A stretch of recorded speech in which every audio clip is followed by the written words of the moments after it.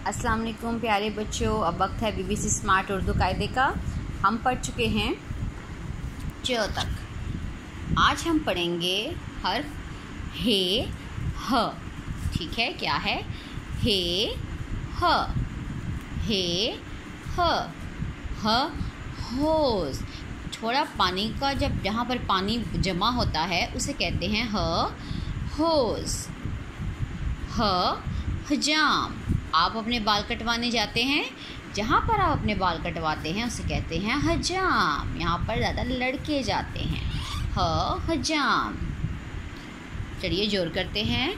ह आहा ल हाल। ह आहा ज र ज़र हाज़िर। ह ओ हो र हूर। ह ओ हू र हूर। आप ना अल्फाज की बना के लास्ट पे क्या आ रहा है, स्टार्ट पे क्या आ रहा है, उस पर ज़रा ख्याल रखिएगा।